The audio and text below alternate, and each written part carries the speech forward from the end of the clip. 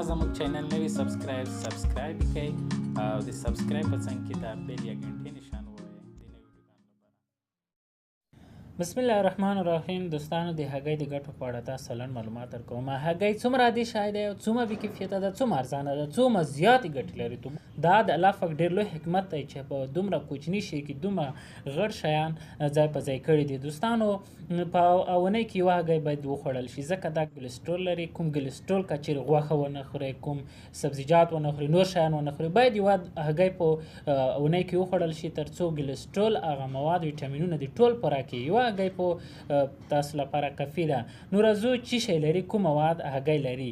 ویټامین بي 2 لري، ویټامین بي 15 لري، ویټامین بي 6 لري، ویټامین بي 9 لري، ویټامین بي 12 لري، سلینیم لري، ویټامین ډي لري، میس لري، اوسپنه لري، کالشیم لري، زنک لري، پوتاشیم لري، مګنیزیم لري، فولیټ ټول دا ویټامین ای هم لري.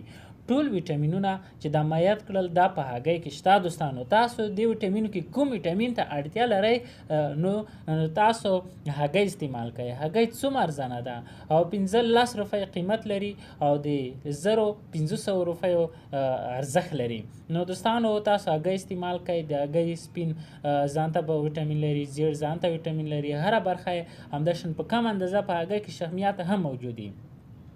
لکه کالشیم لري، کالشیم په د هډوکي په قوي کولو کې برخه وخولي، د غاښونو په قوي کولو کې برخه وخولي. تر ټولو مهم چې دی ویټامین بي 9 لري. هغه ښځې چې دوی حامله دي او دوی باید ویټامین بي 9 استعمال کړي. دوی لپاره داسې دی لکه لمونځ چې فرض دی، نو دې لپاره هګۍ خوړل ضروري دي. هګۍ باید وخوړل شي.